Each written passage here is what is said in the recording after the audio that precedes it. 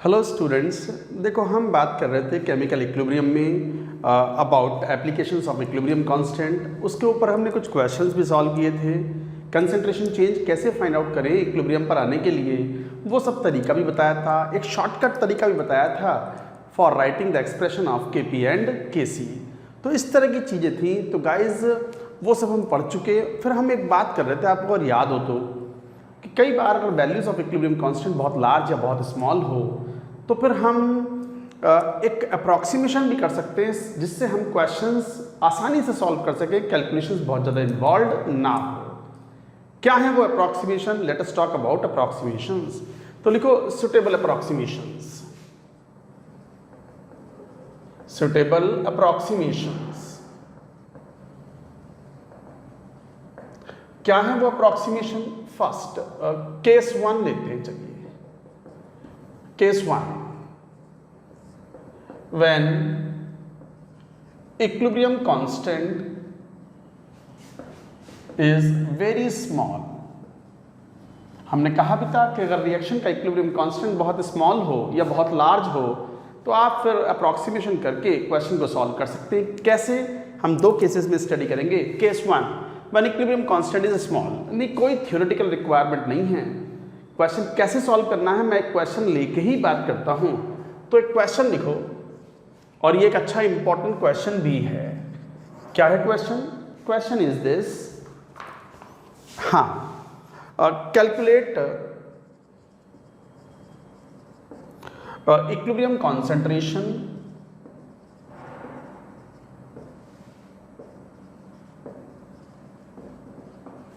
calculate equilibrium concentrations of each gas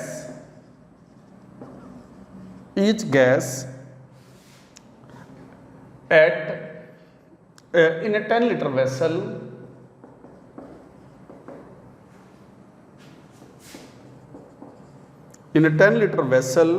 if 1 mole of PCl5 is taken to attain equilibrium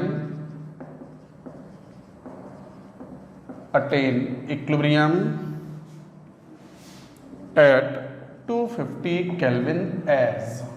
क्या? PCl5 का equilibrium कुछ इस तरीके से, PCl3 प्लस Cl2,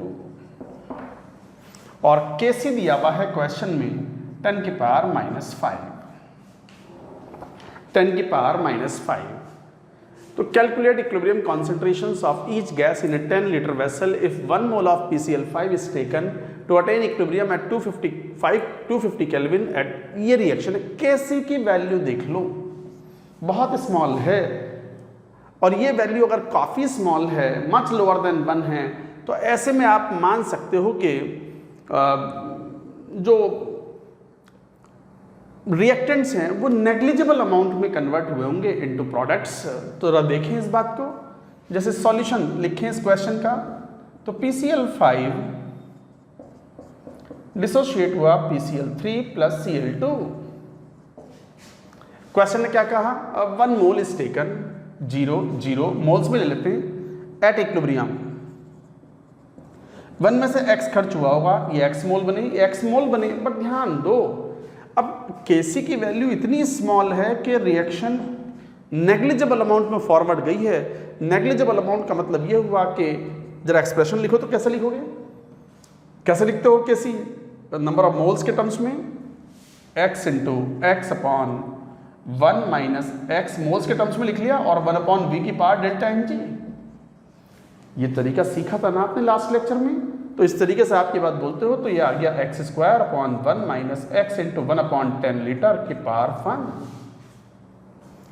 अब जरा ध्यान दो, since value of equilibrium constant is very small, तो इसका मतलब x बहुत ही कम खर्च हुआ होगा। PCl5 जो खर्च हुआ है, जो डिसोशिएट हुआ है, जो टूटा है, वो बहुत कम है, और PCl3 Cl2 बहुत कम मात्रा में बना है। इसका मतलब यहां पर साफ कह सकते हैं कि x is much less than 1। इसका मतलब ये हुआ 1 माइनस एक्स में भी टेकन एज 1। तो x is much less than 1, तो 1 माइनस एक्स में भी नियरली इक्वल टू 1। तो 1 माइनस एक्स की वैल्यू 1 के बराबर है। इसका मतलब 1 माइनस एक्स को हम क्या मान लें? 1 मान सकते हैं। तो तो 10 की power -5 is equal to x square upon 10, तो x की वैल्यू यहाँ से कितनी, लगभग 10 की पावर -2m, 2m क्यों, मोल। तो देखो x की वैल्यू आ गई 10 की पावर -2 मोल। अब क्या पूछा क्वेश्चन ने पूछा कि बताओ कंसंट्रेशंस क्या होंगी इक्विलिब्रियम पर। तो what is the concentration of PCl5 at equilibrium, 1 minus x upon V, और 1 माइनस एक्स को नियरली हमने क्या मान लिया, 1 अपॉन एक्स तो इग्नोर कर दिया, और है भी बहुत कम, 10 की पावर -2 के ऑर्डर का है, upon volume 10, 0.1 m, approximately nearly 0.1 m। इसका मतलब खर्च ही नहीं हुआ, नेग्लिजिबल अमाउंट में खर्च हुआ है, और PCl3 और Cl2 के मोल्स इक्वल बने हैं, वॉल्यूम तो कॉमन ही है, तो कंसंट्रेशन विल बी इक्वल, तो PCl3 concentration is equal to Cl2 concentration and would be equal to how many moles, 10 minus 2 moles upon volume 10 liters, 10 की पावर -3m। That's it, यही है answer. तो देखो आप, वरना क्वाड्रेटिक सॉल्व करनी पड़ती, अगर मान लो अप्रॉक्सीमेशन ना करते और x कैलकुलेट करना होता तो क्या करते हैं, क्वाड्रेटिक इक्वेशन सॉल्व करनी पड़ती, क्वाड्रेटिक मतलब lot of calculations will be involve. बच गए आप सब, और ये अप्रॉक्सीमेशन आप कर पाए because equilibrium constant is very very small. Generally equilibrium constant की वैल्यू अगर 10 की पावर -3 या उससे और कम है तो आप ये अप्रॉक्सीमेशन बड़ी आसानी से कर सकते हो। तो गाइज ये था केस 1, कब, जब equilibrium constant is very small. Important question note करें।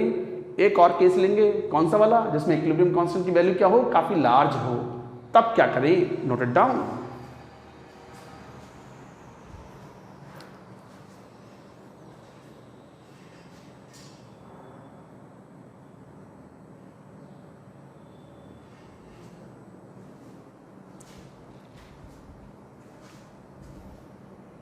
नोट कर लिया, चलिए let us take case 2।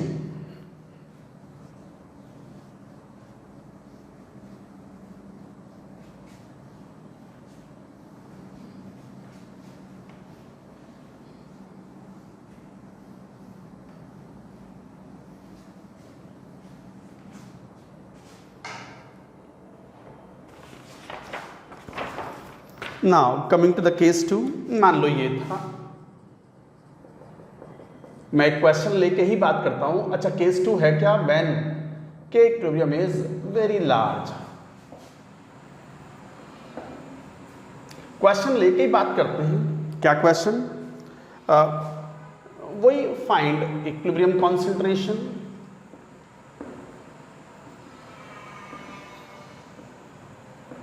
Of all gases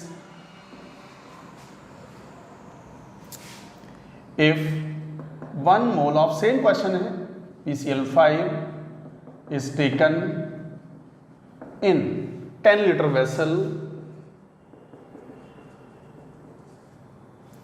10 liter vessel,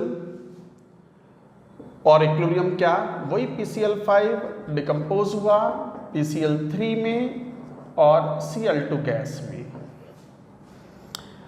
eight 500 kelvin मान लो कुछ दिया हुआ है, 500 Kelvin, and this value Kc is given in the question as 10 की पावर 4,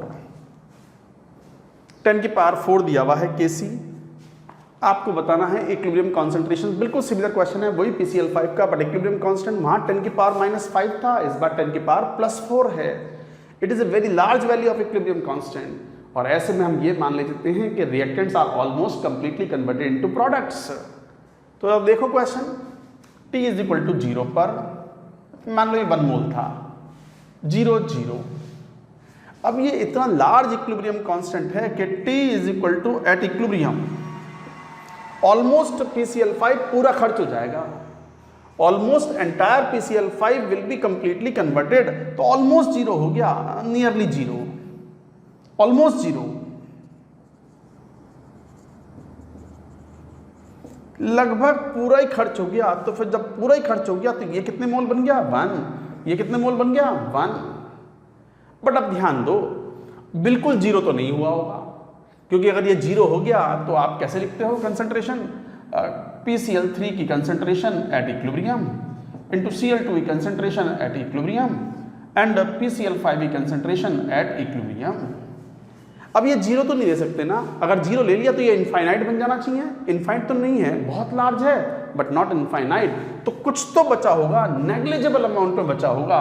मान लो ये x बचा हुआ है, ऐसे ले लिया करो कि ऑलमोस्ट जीरो है x कंसंट्रेशन PCl5 की बची हुई है और लगभग पूरा 1 मोल कन्वर्ट हो चुका है PCl3 और Cl2 में, तो इसके 1 मोल बन गए एंड बचे हुए मोल जो PCl5 के हैं that is negligibly small, x है मान लो, हालांकि x is very very small.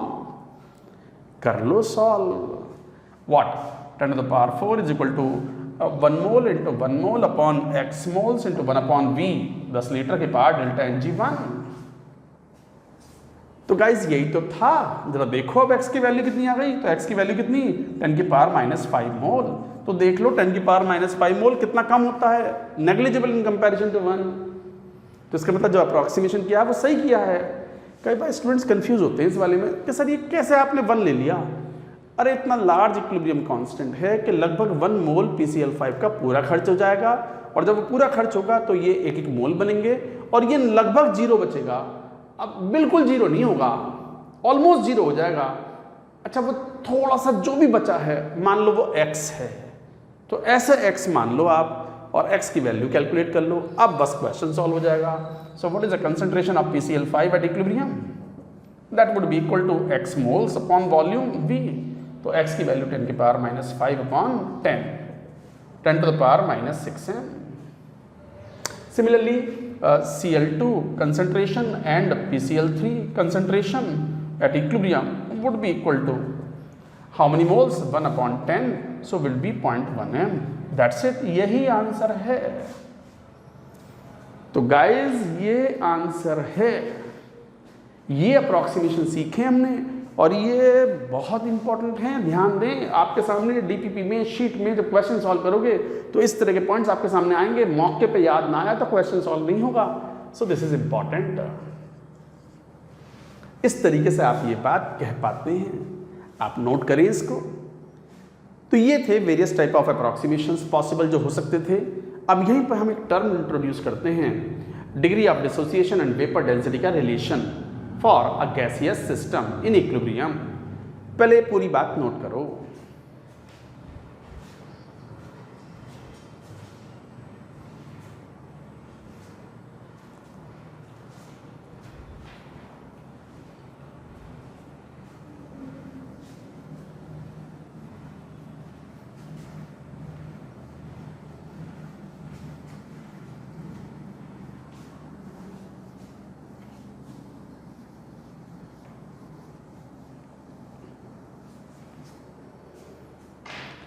Well heading लिखो, रिलेशन बिटवीन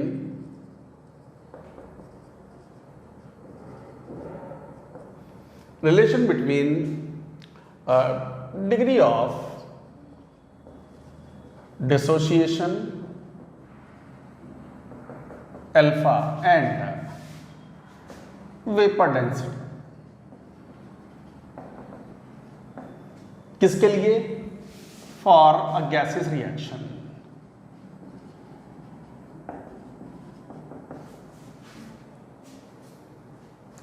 तो we are talking about degree of dissociation, relation between degree of dissociation alpha, alpha से रिप्रेजेंट करते हैं। क्या है डिग्री ऑफ डिसोसिएशन, डिफाइन करेंगे। And vapour density, vapour density क्या होती है ये इंट्रोड्यूस किया हुआ है मोल कॉन्सेप्ट में। अब फॉर ए गैसियस रिएक्शन, मान लो कोई एक बात तो क्लियर है, आपको एक बात पता होती है कि vapour density of is equal to, मान लो कोई मिक्सचर की बात कर रहे हैं तो मिक्सचर की vapour density is half into M average, और एम एवरेज क्या होता है? Total mass upon total moles. ये बात पता होती है आपको कि भाई vapour density of the gas mixture is equal to half into M average, और एवरेज मोलर मास क्या होता है? Total mass upon total moles. Total mass upon total moles की बात करें, अगर टोटल मास मान लो क्लोज सिस्टम है तो फॉर ए क्लोज सिस्टम,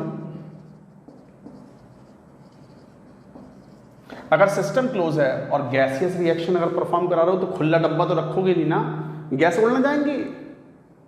तो इसका मतलब गैसेस रिएक्शन हो रही है तो system should be close, container should be closed. तो इसका मतलब for a close system total mass is constant. तो total mass of the system is constant. तो अगर ये कांस्टेंट हो गया तो साफ दिखता है कि vapour density is inversely proportional to total moles.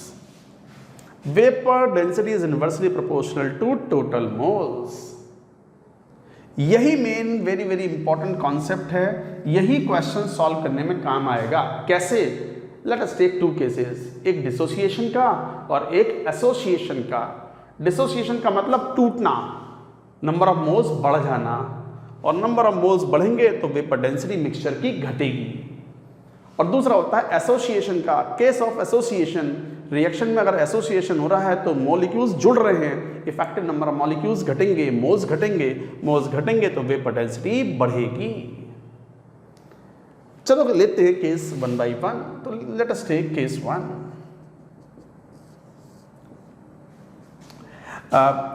For a dissociation reaction,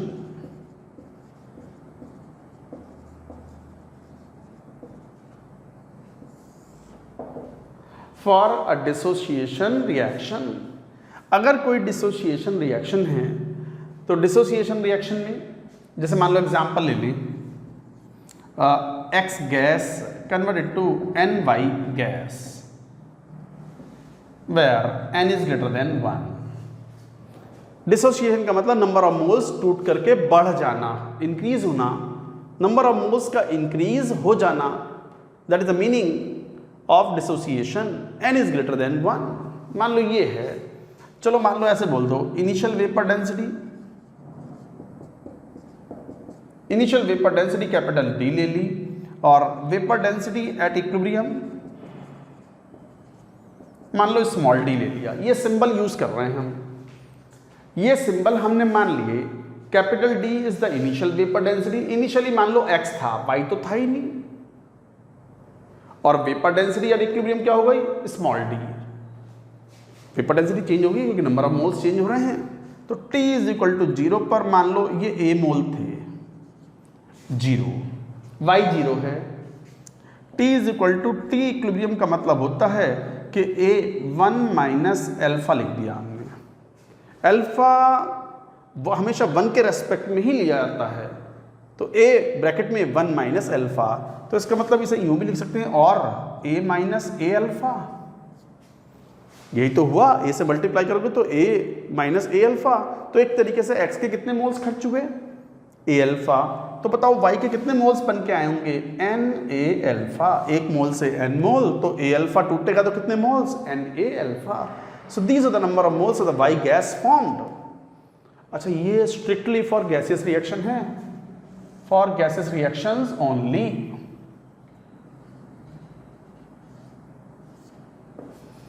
केवल गैसियस रिएक्शन के लिए एप्लीकेबल है, इसमें सॉलिड लिक्विड आ गए तो फिर ये कॉन्सेप्ट बिल्कुल भी एप्लीकेबल नहीं होगा, क्योंकि total mass of the system will not remain constant and vapour density is defined only for the gaseous system. तो इसका मतलब हम यहाँ ही कह रहे हैं कि मान लो इनिशियल वेपर डेंसिटी ये है capital D, vapour density at equilibrium small d, X टूट करके NY बना रहा है, मान लो ये A मोल्स थे, अब खर्च हुआ तो कितने मोल बनेंगे? मान लो A अल्फा मोल खर्च हो गए, alpha is the degree of dissociation, तो ये A अल्फा खर्च हुआ है तो कितने मोल Y के बन गए? Na alpha. अच्छा, where alpha is what? Where alpha is degree of dissociation of reactant। Reactant का तो डिग्री ऑफ डिसोसिएशन है, यही तो टूट रहा है, और डिग्री ऑफ डिसोसिएशन होता क्या है? Number of moles of reactant dissociated upon number of moles of reactants initially taken।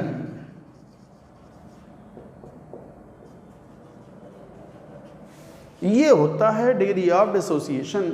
एक बार लिखो जरा पूरी बात, मैं समझाता हूं कि डिग्री ऑफ डिसोसिएशन क्या है।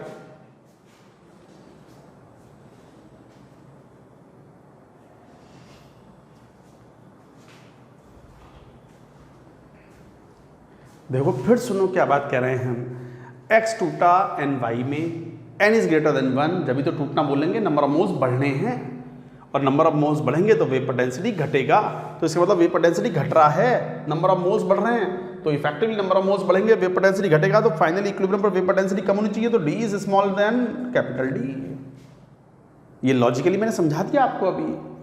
अच्छा, what is degree of dissociation? Degree of dissociation of a reactant or a substance is number of moles of the reactant or substance dissociated upon number of moles of the reactant or substance initially taken। कितने टूटे upon कितने लिए थे, कितने moles खर्च हुए upon कितने moles शुरू में लिए थे, कितना टूटा अपॉन कितना लिया था। सबसे बढ़िया परिभाषा ये है देसी भाषा में, सिंपल लैंग्वेज में, कितना खर्च हुआ अपॉन कितना लिया initially, that is the degree of dissociation. Obviously it is a dimensionless number, obviously it is a dimensionless number, it is a dimensionless term. तो डायमेंशनलेस टर्म है ये।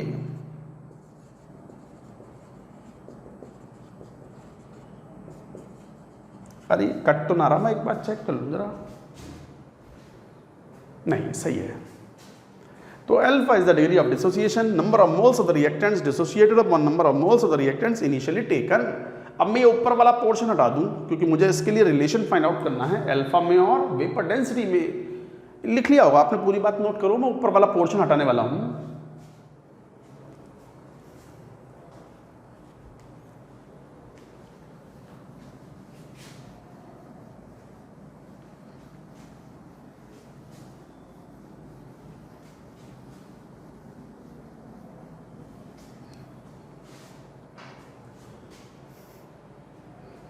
जरा देखें यहाँ पर। अब ये एक बात देखो, तो अल्फा के टर्म्स में कैलकुलेट करना है, तो आप क्या बोलोगे? आपने अभी अभी एक बात पढ़ी थी कि vapour density is inversely proportional to number of total moles. तो vapour density final upon vapour density initial is equal to total moles initial upon total moles final. यही तो बोलोगे। What is final vapour density? छोटा D. What is initial vapor density? बड़ा D is equal to initial total moles A, finally total moles x और y के सम कर लो, A1 minus alpha plus NA alpha. A से A cancelled out, तो यहां से साफ भी दिखता है कि alpha degree of dissociation initial amount पे डिपेंड नहीं करता। तो यहां से अगर सॉल्व करें तो 1 plus n minus 1 alpha is equal to capital D upon small d। तो यहां से अगर अल्फा की वैल्यू निकालें तो d minus small d upon capital small d into n minus 1। ये है रिलेशन। अब स्टूडेंट्स चाहें तो इसे याद कर लें, वैसे मैं तो याद रखता नहीं इसको, स्टूडेंट चाहें तो इसको याद कर लें, बट कई बार स्टूडेंट्स अभी तो याद कर लेते हैं, बट जैसे ही महीने 2 महीने बाद ये फॉर्मूला अप्लाई करते हैं तो सब गड़बड़ कर देते हैं। उन्हें याद ही नहीं रहता कि छोटा d नीचे है या ऊपर है, capital D minus small d है या small d minus capital D है। अच्छा, कुछ टाइम बाद स्टूडेंट्स ये तक भूल जाते हैं कि छोटा d इनिशियल वेपर डेंसिटी है या फाइनल वेपर डेंसिटी है, capital D initial vapour density है या फाइनल वेपर डेंसिटी है। इतना तक याद नहीं रहता स्टूडेंट्स को। My dear students, what I am saying is, आप चाहो तो अच्छे से याद कर सकते हो तो फॉर्मूला याद कर लो, वरना भैया मैं तो बहुत स्ट्रॉन्ग बिलीवर हूं एक पर्टिकुलर फॉर्मूले का, सारे क्वेश्चन सॉल्व हो जाते हैं। और वो पर्टिकुलर फॉर्मूला कौन सा? m average is equal to total mass upon total moles. और ये बात मुझे पता ही है कि vapour density of the mixture is equal to m average upon 2। बस ये एक जो फॉर्मूला है ना, ये एक तरीके से रामबाण है। रामबाण का मतलब काइंड ऑफ पेनिसिया, मतलब मेडिसिन फॉर एवरी एलिमेंट, हर बीमारी की दवा यही है। M average is equal to total mass upon total moles. उसी से तो ये फॉर्मूला भी आया था कि vapour density is inversely proportional to total number of moles. तो अकॉर्डिंगली गाइज मैं तो इस फॉर्मूले पे बिलीव करता हूँ और मैं शो भी करूंगा आपको कि देखो इस फॉर्मूले से आप क्वेश्चन सॉल्व करो तो कितना आसान है, रटने की भी जरूरत नहीं पड़ती। अब फिर भी आप अगर याद कर सकते हो वेल एंड गुड, याद कर सकते हो और याद करके रख सकते हो for the longer period of time, well and good. Accordingly आप क्वेश्चन सॉल्व कर पाएंगे। तो ये था degree of dissociation, initial vapour density capital D, final vapour density small d. Formula ये आ गया D minus small d upon d n minus 1। Got the point. तो ये था relation between degree of dissociation and vapour density initial and final. बाकी मैं उस फॉर्मूले से ही सारे क्वेश्चन सॉल्व कर लेता हूँ। क्वेश्चन लेंगे तो आपको इलस्ट्रेट करेंगे। ये तो केस 1 था जिसमें डिसोसिएशन हो रहा था, नंबर ऑफ मोल्स बढ़ रहे थे। बात करेंगे एसोसिएशन की। पूरा बोर्ड एक बार नोट कर लो पूरी बात।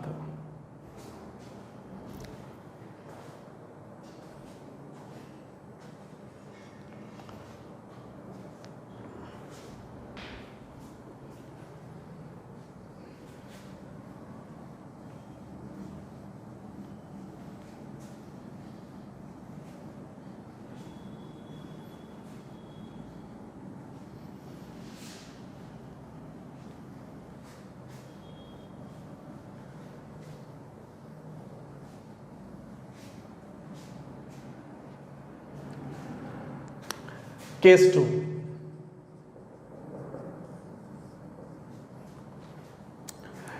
Case 2 association for association reaction.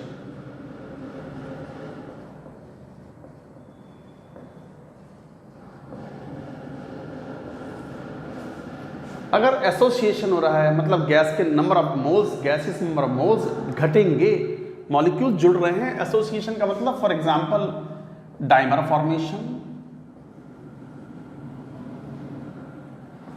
Trimer formation, polymer formation.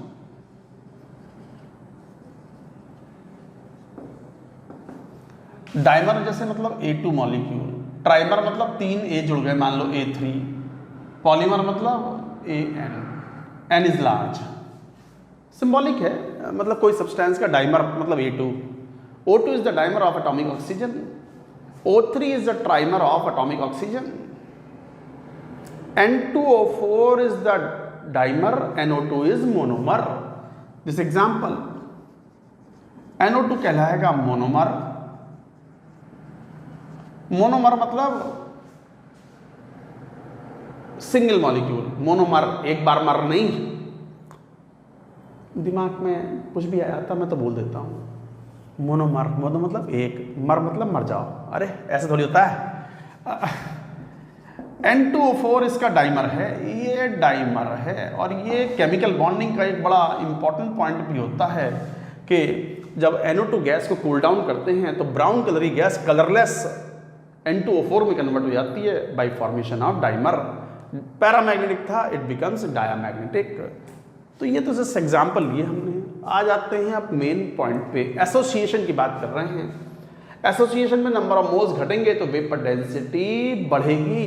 तो इसका मतलब final vapour density is greater than initial vapour density in this case. जैसे मान लो Na कन्वर्टेड टू An, मान लो ये एग्जाम्पल ले लिया।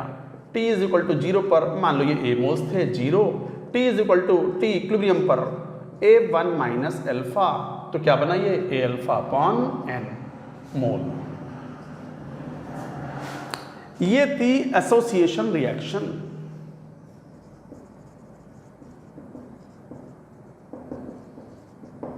ये है एसोसिएशन रिएक्शन। अब इस एसोसिएशन रिएक्शन में जरा देखो तो सही, अल्फा कहलाएगा इस बार degree of association.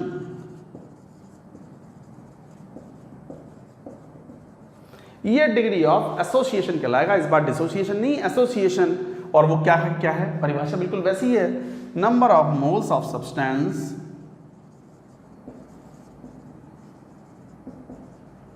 substance associated upon number of moles of substance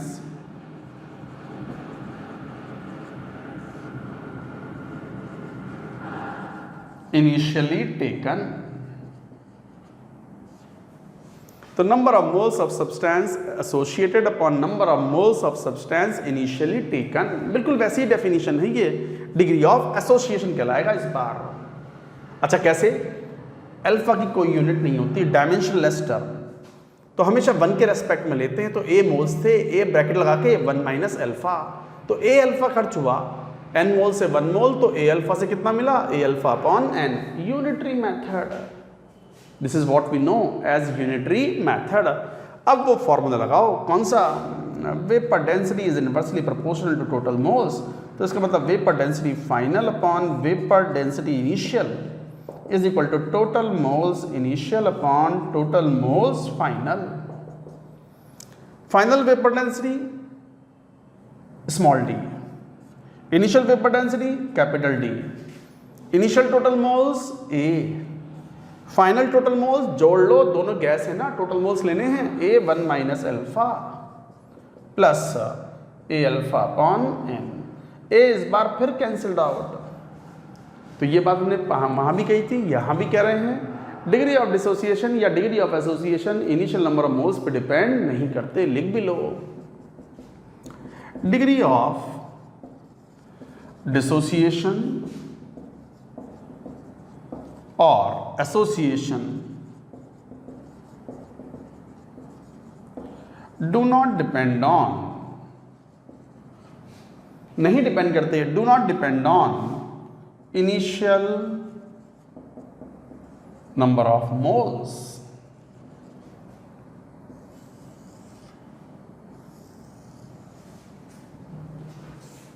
तो ये एक इंपॉर्टेंट पॉइंट है, याद रखें कि degree of dissociation and degree of association they do not depend on the initial number of moles. तो guys alpha is degree of association which is the ratio of like this. यहां से जरा further solve तो कर लो, करियो।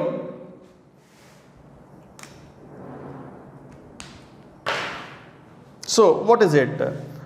1 plus 1 upon n minus 1 alpha is equal to capital D upon small d। यही हुआ, जरा सॉल्व करो तो कितना आ गया? अल्फा की value d minus small d upon d 1 upon 1 minus n into ऊपर n और आ गया। तो फॉर्मूला देखो ये हो गया n small d minus capital D upon d n minus 1। मैंने एडजस्ट कर दिया साइन को। So this is the relation.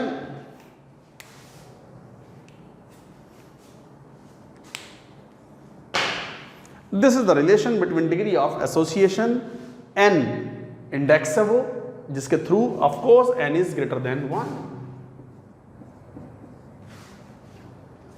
Small d minus capital D upon d n minus 1।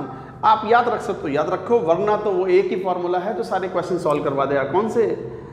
m average is equal to total mass upon total moles and all the questions can be solved. तो guys ये तरीका था, ये expressions हैं, ये relations हैं। यहाँ पर alpha is degree of association. ये तरीका है क्वेश्चन को सॉल्व करने का। I hope you have understood. Let's take some questions based on that. Equilibrium को इन्वॉल्व करते हुए क्वेश्चंस कैसे आ सकते हैं वो हम एक बार देखेंगे। ये पूरी बात नोट कर लो, आप note it down.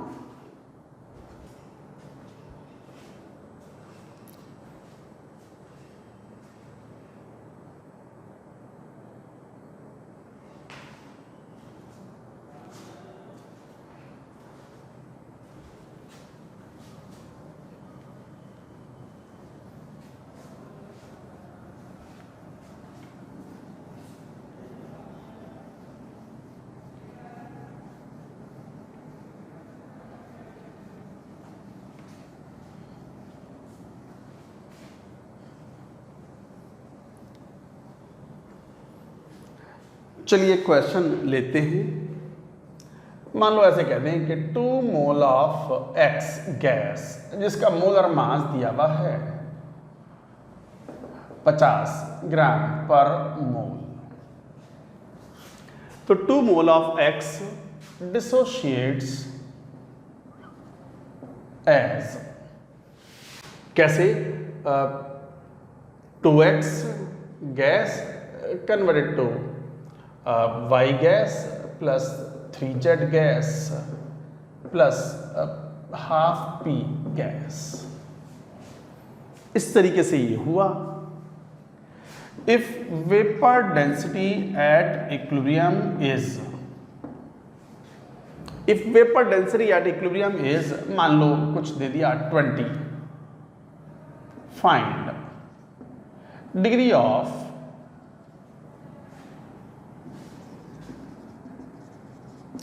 Dissociation of X। Find degree of dissociation of X, बताओ क्या होगा। चलो मैं दोनों मेथड से सॉल्व करता हूं। आपने जो फॉर्मूला पढ़ा है उससे भी, और जो मैं पसंद करता हूं उससे भी। आपको जो ठीक लगे आप फॉलो कर सकते हो। फॉर्मूला लगा रहे हो तो बस मेरी रिक्वेस्ट है कि फॉर्मूला सही से लगाएं और उसके सारे टर्म्स को अच्छे से समझ के तब अप्लाई करें। मान लो फॉर्मूले से, अब इनिशियली मान लो X ही तो था, इनिशियली 2 मोल लिया है, मोलर मास 50 है, तो इनिशियल वेपर डेंसिटी तो कितनी हो गई? मोलर मास का आधा 50/2, और तो कुछ था ही नहीं 25। अब final vapour density small d दिया हुआ है कितना? 20। और वो फॉर्मूला क्या था? फॉर्मूला देखो अल्फा ये था, अल्फा इज इक्वल टू क्या था वो? Capital D minus small d upon Dn-1, यही तो था शायद। हाँ चेक करो, यही था। Capital D 25 minus 20 upon 20 into n-1। What is n? n का ध्यान रखना है। n होता है कि number of moles of the products, gases products पर मोल ऑफ गैसेस रिएक्टेंट। वो n मैंने शायद लिखा नहीं था, लिख लो, n बहुत इंपॉर्टेंट है। n क्या है? Sum of stoichiometric coefficient of gas products पर मोल ऑफ रिएक्टेंट। समझ लो ये अब चाहो तो ये वाला पॉइंट अपनी जो इससे पहले वाली जो स्क्रीन थी उसमें थ्योरी में लिख लो कि व्हाट इज n, चाहे वो डिसोसिएशन हो चाहे वो एसोसिएशन हो। What is n? Summation of the stoichiometric coefficient of the gas products. अगर मान लो डिसोसिएशन के लिए है, फॉर डिसोसिएशन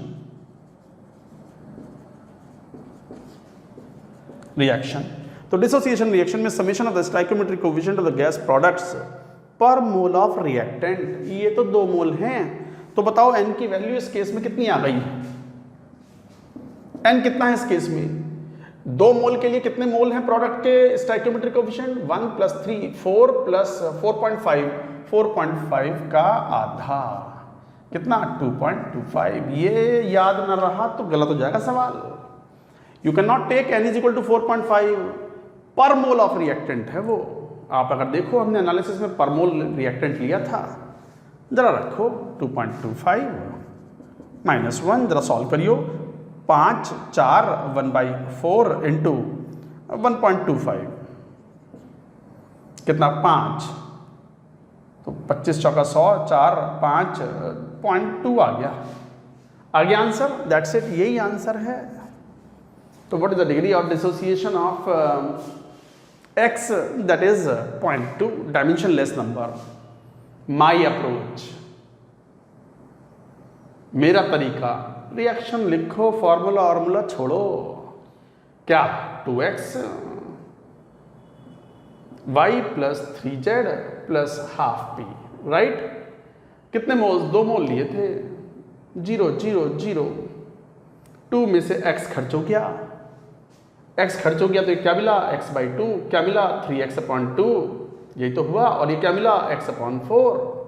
क्यों? 2 मोल से आधा मोल, तो x मोल से ½/2 इंटू x, तो x/4। यहाँ इसका आधा मिला x/2, यहाँ 1.5 गुना 3x/2, ये x/4, यही हुआ। What is vapour density finally? Final vapour density question ने दी हुई है 20, which is nothing but ½ into m average. और m एवरेज क्या होता है? Total mass. टोटल मास कितना लिया, 2 मोल लिए और 1 मोल का मास है 50, तो टोटल मास तो 100 ग्राम हो गया upon total number of moles, गिनो कितने moles, 2 minus x plus x by 2 plus 3x upon 2 plus x upon 4। देखिए तो जरा कितना हो गया ये 40, 100.4 इज इक्वल टू 1 अपॉन ये हो गया 1.5 और आधा 2, 2 प्लस एक्स प्लस 0.25x, तो कितना हो गया ये 0.4 दूनी 8, 2.5 हो गया ये, तो 2 plus 1.25x is equal to 2.5, तो x की वैल्यू हो गई 0.5 अपॉन 1.25 मोल।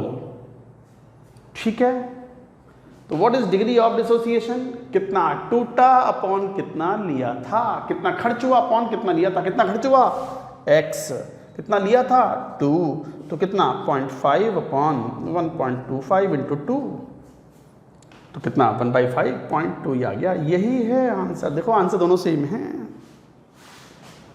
अरे 1.25 इंटू 2 2.5 हो गया और ये 1/5.2 तो आ गया, दोनों आंसर सेम हैं। ऐसे कर लो या ऐसे कर लो, आपको ये ठीक लग रहा है तो मैं मना ना कर रहा हूँ, ना कर रहा मैं मना आपसे, आप तो अपने हिसाब से देखो, बट मैंने तो फॉर्मूला लगा दिया, कौन सा, vapour density is equal to half into M average, और M average is equal to total mass upon total moles. ये था क्वेश्चन, अच्छा सवाल है, good question, good to revise, good question, good to revise, note करो इस सबको।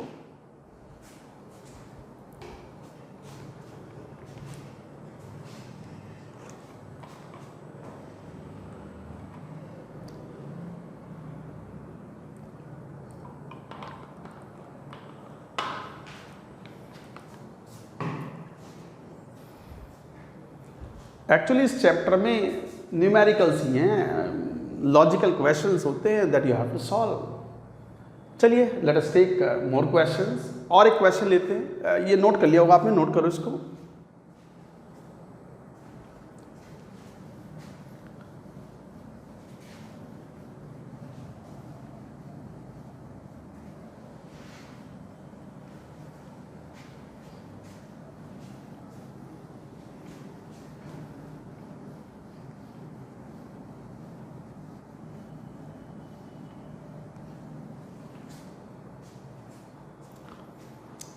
मान लो क्वेश्चन का कुछ डेटा लेते हैं इस टाइप का, लेट्स टेक दिस क्वेश्चन,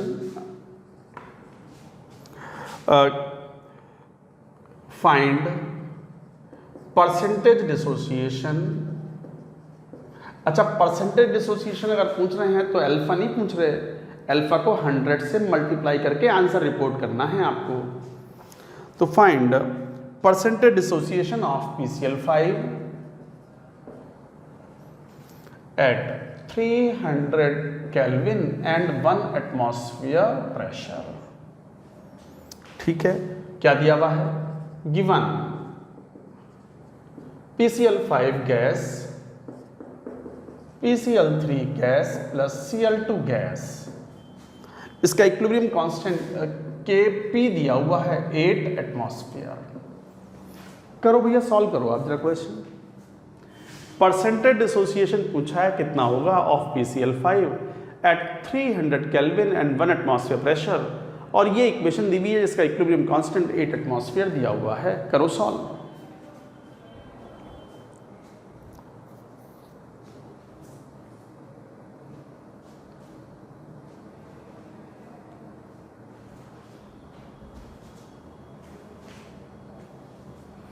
देखो क्वेश्चन को, परसेंटेज डिसोसिएशन ऑफ PCl5 ये दिया हुआ है। अब मान लो ये PCl5 रिएक्शन दी हुई है, तोड़ा आपने प्लस Cl2, और Kp है ये 8 एटमॉस्फेयर। अब देखो डिग्री ऑफ डिसोसिएशन अल्फा पूछ रहे हैं या परसेंटेज डिसोसिएशन पूछ रहे हैं, और हमने कहा था कि अल्फा जो है वो इनिशियल नंबर ऑफ मोल्स पे डिपेंड नहीं करता, तो आप 1 मोल लेके भी शुरुआत कर सकते हो। मान लो ये 1 मोल था, 0 0 1 माइनस अल्फा, तो क्या बना अल्फा, क्या बना अल्फा। सर 1 ही क्यों लिया? नहीं, कोई प्रभाव नहीं पड़ता डिग्री ऑफ डिसोसिएशन। क्वेश्चन में अगर नंबर ऑफ मोल्स नहीं दिए हुए हैं PCl5 के तो आप 1 मान लो। सर 1 क्यों मान लें? मैं तो 10 मानूंगा। 10 मान लो, 5 मान लो, कोई वेरिएबल मान लो, x मान लो, अरे कुछ भी मान सकते हो, क्योंकि degree of dissociation alpha number of moles, initial number of moles पे डिपेंड नहीं करता। तो ये 1 माइनस अल्फा, ये अल्फा, ये अल्फा, तो Kp का एक्सप्रेशन क्या हो गया? सर लिखना Kp is equal to what? Moles के टर्म्स में कैसे लिखते थे? अल्फा इंटू अल्फा सिखाया हुआ है, 1 minus alpha into total pressure of summation of moles की पार्ट डेल्टा Mg। याद है ना? अरे याद है कि नहीं? बतलाया था ये। So 8 is equal to what? Alpha square upon 1 minus alpha into total pressure in the given question 1 upon summation of moles 1 minus alpha plus alpha plus alpha 1 plus alpha. तो ये alpha square upon 1 minus alpha square हो गया, solve हो गया बस question. तो कितना 9 alpha square is equal to 8, तो अल्फा की वैल्यू हो गई 2√2 अपॉन 3। तो परसेंटेज डिसोसिएशन कितना हो गया? That is nearly equal to, देखना 2 इंटू 1.41 अपॉन 3 इंटू 100 कितना देख लेंगे। मेरे ख्याल से वैल्यू है मेरे पास, शायद नहीं, 90 something percentage will come, that's it, यही आंसर है। आप कर लेना गुणा भाग, 93-94% जो भी आएगा वुड बी योर आंसर। तो गाइज ये था परसेंटेज डिसोसिएशन, इनिशियल मोल्स पे डिपेंड नहीं करता, 1 मोल लेके आप शुरुआत कर सकते हो, कोई इश्यूज नहीं, कोई प्रॉब्लम नहीं। हाँ, क्वेश्चन में अगर 1 मोल नहीं दिए, वो कह रहे 10 मोल भरे हैं, तो फिर तो 10 मोल से शुरुआत करना, क्योंकि उसका रिपरकशन, उसका कुछ इम्पैक्ट किसी ना किसी और प्रॉपर्टी पर आ सकता है। फिर आ रही बात समझ में? नोट करो और लो क्वेश्चन, इस बार आप सॉल्व करके बताओ। मैं क्वेश्चन दे रहा हूं, पहले ये नोट कर लो, अनदर क्वेश्चन। ये सब अच्छे क्वेश्चंस हैं, छोटे question but important questions.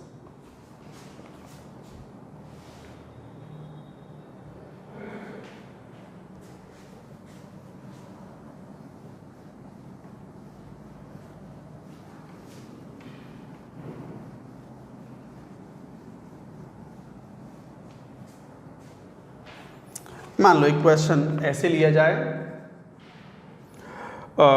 Find Kp for the reaction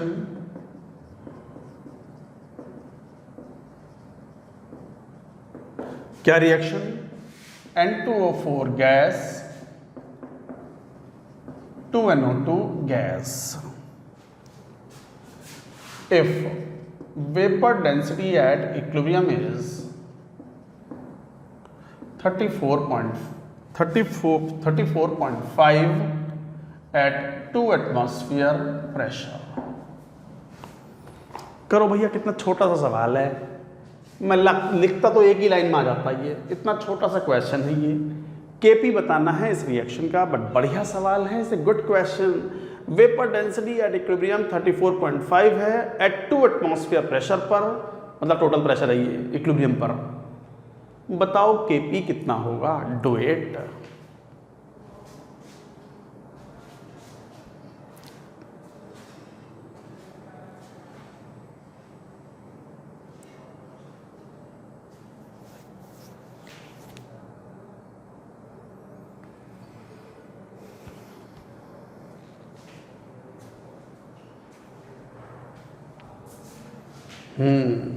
किया सर? अभी तो दिया ही था कब इस क्वेश्चन। नहीं, पॉज करके करना होता है आपको, तो पॉज करके तब।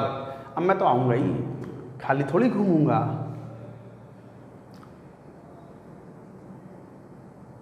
देखो क्वेश्चन, देखो आंसर क्या है आपका, देखो क्वेश्चन को और रिएक्शन को एक बार लिख लो। N2O4 gas 2NO2 gas. अब Kp बताना है, वेपर डेंसिटी दी हुई है, 2 एटमॉस्फेयर प्रेशर है। अब देखो डिग्री ऑफ डिसोसिएशन से भी चाहो तो रिलेट कर लो, वेपर डेंसिटी मिक्सचर की दी हुई है, N2O4 मान लो ये 1 मोल था, 0 1 माइनस अल्फा क्या बना? 2 alpha. What is vapour density? तो vapour density at equilibrium is equal to क्या होता है? Half into M average. और एम एवरेज का फॉर्मूला पता है, half into total mass. Total mass कितना है? टोटल मास तो सिस्टम में कांस्टेंट ही रहेगा ना, वही होगा जो 1 मोल का मास है। N2 शुरू में N2O4 भरा है आपने 1 मोल, तो 92 ग्राम है, और डब्बे में एक बार 92 ग्राम भर लिया तो दैट विल रिमेन सेम। अब बच्चे पूछते हैं सर ये 92 ग्राम कहाँ से आ गया? अरे कहाँ से आ गया क्या? शुरू में डब्बे में क्या भरा आपने, क्या मान के चले हो? N2O4 के 1 मोल, और 1 मोल का मास कितना होता है N2O4 का? 2 × 14 प्लस 4 × 16, 92 ग्राम अपॉन टोटल मोल्स इक्विलिब्रियम पर कितने हैं? 1 माइनस अल्फा प्लस 2 अल्फा। लगा दिया, देखो कॉन्सेप्ट आ गया अल्फा यहाँ पे। तो कितना वेपर डेंसिटी कितनी है इक्विलिब्रियम पर? 34.5 is equal to half into 92 upon 1 plus alpha. तो 1 plus alpha is equal to कितना हो गया? 46 अपॉन 34.5। तो अल्फा की वैल्यू अगर देखें तो कितनी आ गई? ये आई थिंक अल्फा की वैल्यू 2/3 आ जाएगी। कितनी आ जाएगी? ये शायद 4/3 आता है। मैं डिवाइड करके देखूं कि क्या वैल्यू है। कैलकुलेशंस, अब ऐसे तो कुछ पता नहीं, चलो देख लो डिवाइड करके। 3, 35 और 15, 50, 1.5, 4/3 है ये, -1, तो 1/3 आ गया अल्फा। आ गया अल्फा 1/3। What is KP? कितना? 2 अल्फा का whole square upon 1 minus alpha moles into total pressure PT upon summation of moles की पावर डेल्टा एनजी 1। 2 अल्फा मतलब 2/3 का होल स्क्वायर, 1 माइनस अल्फा मतलब 2/3 into total pressure to atmosphere and total moles 1 plus alpha, 1 plus alpha मतलब 1/3। करियो solve. 2/3 बचा ऊपर into 2 upon कितना? 4/3। 3 से 3 कैंसिल, 4 आ गया 1 एटमॉस्फेयर इज द आंसर। तो what is the unit of KP? Atmosphere का स्क्वायर अपॉन एटमॉस्फेयर। तो ये था आंसर। अच्छा क्वेश्चन था ये भी, एक लाइन का सिंपल सा छोटा सा सवाल। 1 मोल मान के शुरुआत करो, कोई टेंशन नहीं है, because degree of dissociation initial moles पे डिपेंड नहीं करता। So that's it, this is the answer for this question, important question. चलिए और भी क्वेश्चन लेते हैं। ये सब होमोजीनियस क्वेश्चंस थे, होमोजीनियस इक्विलिब्रियम सिस्टम के। हेट्रोजीनियस का भी एक आध क्वेश्चन ले, नोट डाउन द क्वेश्चन।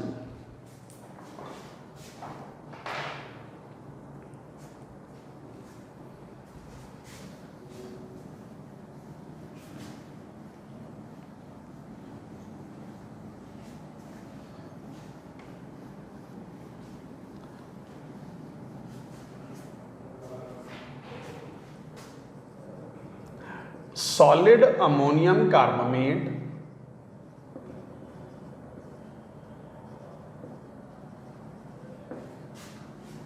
क्या फॉर्मूला है? फॉर्मूला है NH2CO NH4।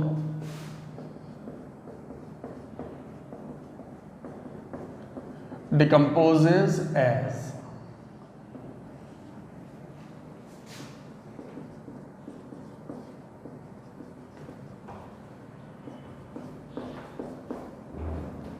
अमोनिया बना यहां पर, और साथ में आ गया CO2 गैस। तो ammonium carbonate decomposes as NH2CO NH4, ये दिया हुआ है। और क्या कहा क्वेश्चन में? Find KP of the reaction if pressure at total pressure at equilibrium is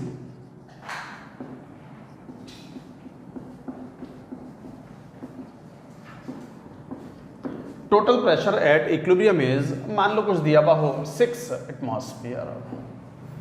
guys ये क्वेश्चन है, देखो तो solid ammonium carbonate NH2CO NH4 decomposes as NH2CO NH4, ये सब रिएक्शन दी हुई है, और केपी बताना है, टोटल प्रेशर 6 दिया हुआ है। जरा ध्यान से देखो, रिएक्टेंट सॉलिड है यहां पर, और हमें इक्विलिब्रियम टोटल प्रेशर दिया हुआ है। आप रिएक्शन को एक बार लिखो यहां,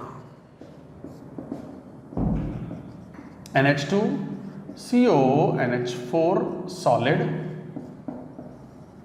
2NH3 gas plus CO2 gas. अब मान लो ये तो अमाउंट क्या है, कुछ से कोई फर्क नहीं पड़ता क्योंकि सॉलिड का इक्विलिब्रियम में कोई रोल ही नहीं होता, क्योंकि सॉलिड का एक्टिव मास तो क्या लेते हैं 1 in the expression of equilibrium constant. अब मान लो ये कुछ टूटा, कुछ खर्च हुआ, ये अगर अब एक बात तो क्लियर है, ये तो शुरू में लिए नहीं गए। अगर अमोनिया के जितने मोल्स बने होंगे पार्शियल प्रेशर CO2 के मोल्स उससे आधे बने होंगे, तो जो पार्शियल प्रेशर CO2 का होगा उससे डबल पार्शियल प्रेशर अमोनिया का होगा। तो अगर ये प्रेशर P बना है इक्विलिब्रियम पर तो ये 2P बना होगा।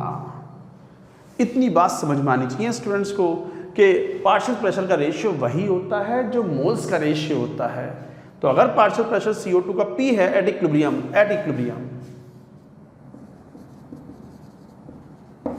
तो फिर अमोनिया का पार्शियल प्रेशर 2P होगा। इसका मतलब प्रेशर कंट्रीब्यूट करने वाली तो ये दो गैसेस ही हैं। तो 2P plus P is equal to total pressure how much is given 6, तो P की वैल्यू कितनी हो गई 2 एटमॉस्फेयर। तो ये तो है 2 एटमॉस्फेयर, ये है 4 atmosphere. What is Kp? What is Kp for the expression? Partial pressure of ammonia at equilibrium का square into partial pressure of CO2 at equilibrium. जरा देखियो क्या वैल्यू आ गई, 4 का square into 2, 4 16 32 unit atmosphere cube. That's it, यही answer है। अच्छा एटमॉस्फेयर क्यूब क्यों यूनिट, देख लो ना, एटमॉस्फेयर का स्क्वायर इंटू एटमॉस्फेयर क्यूब, ये क्यों ना लिया? अरे सॉलिड का active mass, pure solid pure liquid से active mass are taken 1 in the expression of equilibrium constant. So what is Kp? 32 atmosphere cube. Guys ये है आंसर। छोटा सा question but important question.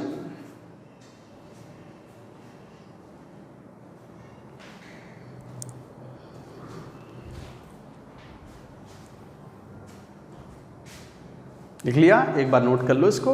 Let's take one more question.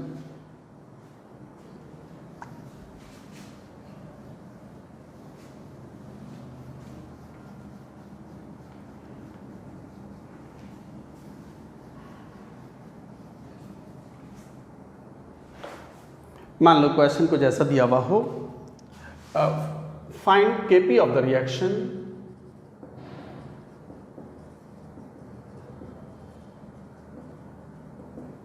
क्या reaction SnO2 solid plus 2H2 gas 2H2O gas plus Sn solid. If equilibrium mixture contains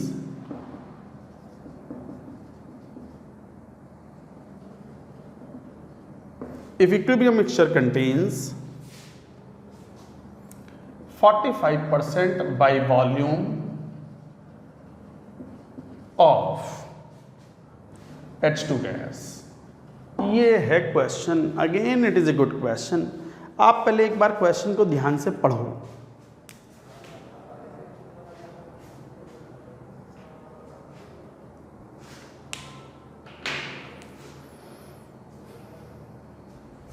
पढ़ो एक बार question को carefully.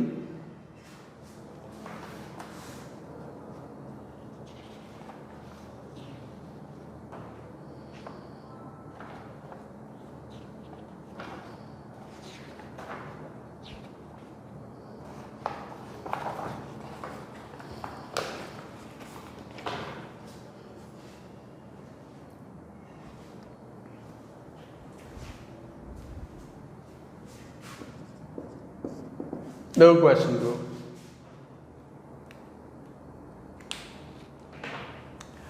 Question ने कहा SnO2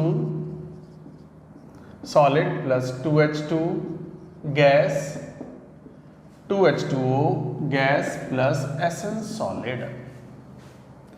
ये तो सॉलिड है, इसका एक्टिव मास तो 1 लेंगे, एक्टिव मास तो 1 लेंगे, 1 लेंगे मतलब नहीं लेंगे, एक ही बात होती है। तो अब दो ही तो गैसेस हैं और सॉलिड का कंट्रीब्यूशन नेग्लिजिबल होता है in the volume. Major volumes are occupied by the gases. तो गैसेस में ऑब्वियस सी बात है, अगर 45% बाय वॉल्यूम अगर H2 गैस है तो ये 45% है, तो फिर ये कितना हो गया 55% बाय वॉल्यूम। इनके वॉल्यूम्स तो नेग्लिजिबल होते हैं सॉलिड्स के। तो 45% बाई वॉल्यूम H2 है तो 55% H2O वेपर्स होंगी, स्टीम या वेपर्स, वाटर वेपर्स जो भी हैं 55%। And for gases percentage by volume is same as percentage by mole. For gases percentage by volume is same as percentage by mass, percentage by mole. Gases के लिए percentage by volume is same as percentage by mole, तो इसका मतलब ये 45% by मोल भी बोल सकते हैं, 55% बाई मोल भी बोल सकते हैं। तो इसका मतलब मोल फ्रैक्शन ऑफ H2 क्या बोल सकते हो, 0.45। Mole fraction of H2O among the vapours क्या बोल सकते हो, 0.55। तो इसका मतलब what is the partial pressure of H2, 0.45 into total pressure. What is the partial pressure of H2O, 0.55 into total pressure. Marker exhaust हो गया बिल्कुल ही। ये रेड कलर से लिख के देखते हैं, क्या पता चल रहा हो। देखते हैं रेड दिखता है क्या आपको। तो ये हो गया। And what is Kp now, तो व्हाट इज Kp, तो Kp is equal to solid तो लेंगे नहीं, पार्शियल प्रेशर ऑफ H2O का square at equilibrium upon partial pressure of H2 at equilibrium का square is equal to H2O का partial pressure का square ये रहा 0.55 इंटू Pt का whole square upon 0.45 into Pt का होल स्क्वायर। अब देखो Pt तो क्वेश्चन में दिया भी नहीं, और दिया भी नहीं है तो चाहिए भी नहीं है, कैंसल्ड आउट, क्योंकि delta Ng is zero for the reaction. जब भी रिएक्शन में डेल्टा Ng जीरो होगा तो सिस्टम के टोटल प्रेशर की जरूरत पड़ती नहीं क्वेश्चन में हमें। तो बस यहाँ से हो गया 55 5 11/9 का होल स्क्वायर, 11 मतलब 121 अपॉन 81। दैट्स इट, यही आंसर है, डायमेंशनलेस। अरे रेड कलर दिख रहा है तुम्हें, नहीं?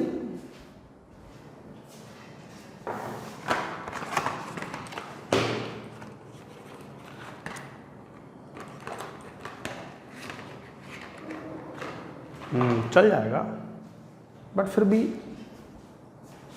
देखते हैं इस वाले मार्कर में कुछ होगा। हाँ,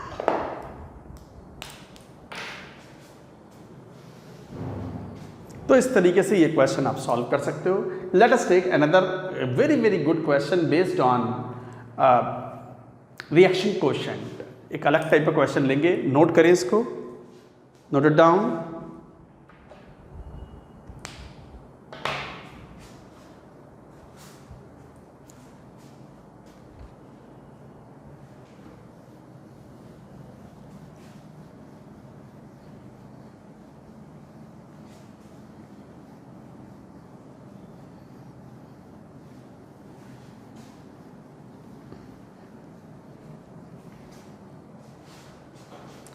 लेट्स टेक अनदर क्वेश्चन। ये क्वेश्चन है जैसे consider the equilibrium, very important question.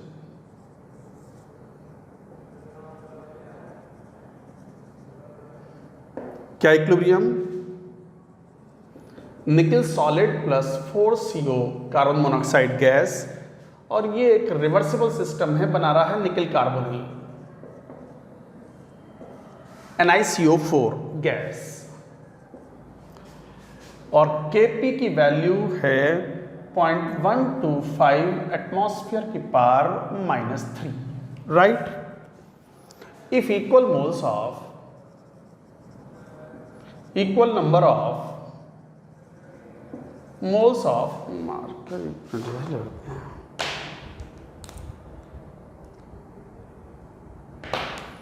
if equal number of moles of CO and NiCO4 are mixed in a small container,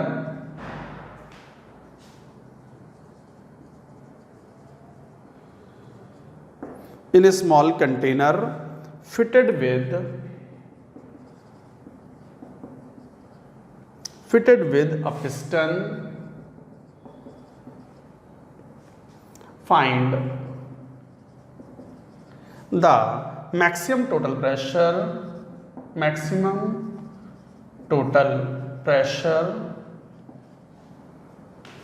in atmosphere to which this mixture must be brought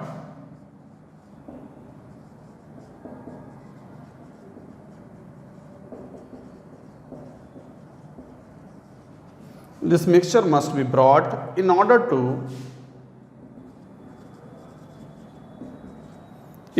to just form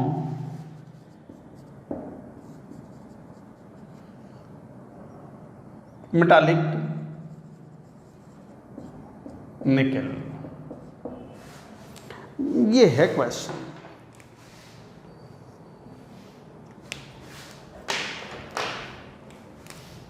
करो, question को carefully पढ़ो एक बार।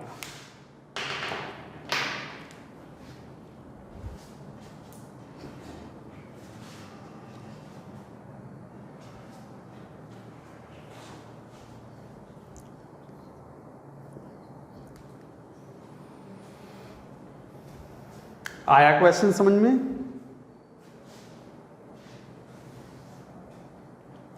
Question ने ये कहा consider the equilibrium, ये कोई एक है, निकल सॉलिड है, ध्यान देना, और सॉलिड का एक्टिव मास क्या लेते हो एक्सप्रेशंस में 1। निकल की रिएक्शन कार्बन मोनोऑक्साइड से कराई, निकल कार्बोनिल बन गया।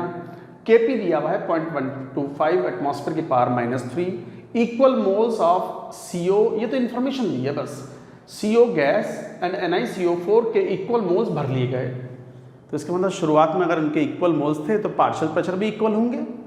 अगर इक्वल मोल्स थे दोनों के तो दोनों के पार्शियल प्रेशर भी इक्वल होंगे, क्योंकि मोल फ्रैक्शन भी क्या होंगे, हाफ हाफ इनिशियली। तो दोनों के मोल्स इक्वल मरे तो are mixed in a small container fitted with a piston type container लिया।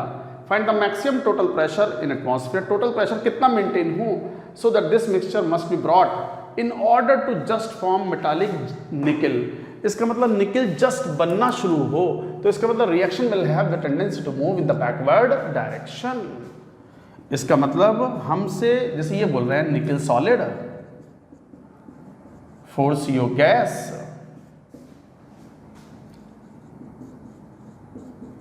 NiCO4 gas. इनिशियल प्रेशर ये P था, ये P था। क्यों? अगर दोनों के मोल्स इनिशियली इक्वल हैं तो दोनों के पार्शियल प्रेशर भी इनिशियली सेम ही होंगे। Initially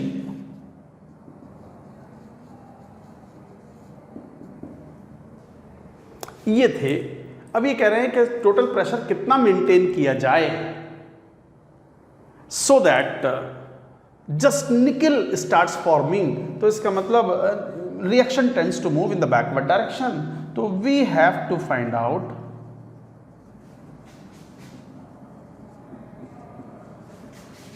total pressure at which reaction tends to move in backward direction. So we have to find out the total pressure at which the reaction tends to move in the backward direction. इसका मतलब backward direction में move करना है तो reaction quotient QP should be just greater than equal to KP. अरे reaction just backward shift कब होती है? When QP tends greater than equal to KP हो। तो इसका मतलब QP कितना है initially? QP is what? P upon P की पावर 4, यही तो हुआ। Should be greater than equal to what? और कितना प्रेशर? KP 0.125 मतलब 1/8। तो साफ दिखता है कि 1/P cube should be greater than 1/8 और इक्वल टू, तो P cube should be less than equal to 8 atmosphere cube. यहाँ से अगर सॉल्व करोगे तो देखो क्या आ गया, P की वैल्यू आ गई should be less than equal to 2 atmosphere. ये तो P हुआ, तो what is the total pressure? तो टोटल प्रेशर कितना हुआ? P plus P, partial pressure of CO plus partial pressure of NiCO4, P plus P 2P, और P की value कितनी थी? 2 एटमॉस्फेयर। यही आंसर है, answer is 4 atmosphere. Answer is 4 atmosphere. तो P की वैल्यू 2 एटमॉस्फेयर के बराबर या उससे कम होनी चाहिए। तो इसका मतलब मैक्सिमम प्रेशर, मैक्सिमम वर्ड की भी इंपॉर्टेंस थी यहाँ, कहाँ है वो, हाँ maximum total pressure. So what is the maximum total pressure possible, 2 atmosphere इसका, 2 एटमॉस्फेयर इसका, इट शुड बी 4 एटमॉस्फेयर। तो answer for this question is maximum pressure, total pressure should be 4 atmosphere for bringing the reaction in the backward direction. ये question बहुत ही एक 5 star rated question है, 5 star लगा भी दो, बहुत अच्छा सवाल है, स्टूडेंट्स को समझने में भी कई बार टाइम लग जाता है इस क्वेश्चन में।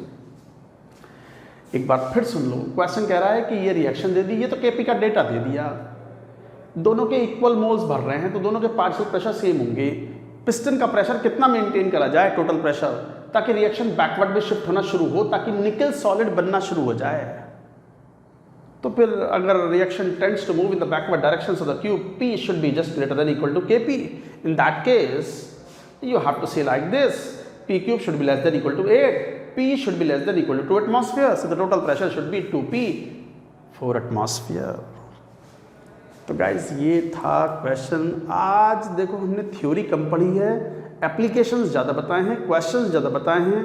पूरे चैप्टर में क्वेश्चन ही तो भरे पड़े हैं। जब डीपीपी शीट सॉल्व करोगे, आईआईटी जेई के क्वेश्चन देखोगे एक्सरसाइज 3 में शीट में, तो थ्योरी व्योरी कुछ ना आती है इसमें से, मेनली न्यूमेरिकल क्वेश्चंस ही आते हैं। तो गाइज ये लेक्चर बड़ा इंपॉर्टेंट था। आज बस यहीं स्टॉप करते हैं, हालांकि अब टाइम है बट मैं आज यहीं स्टॉप करता हूं, क्योंकि अब हमें ली चैटेलियर प्रिंसिपल की बात करनी है, वो afresh we shall start in the next lecture. That's it for now.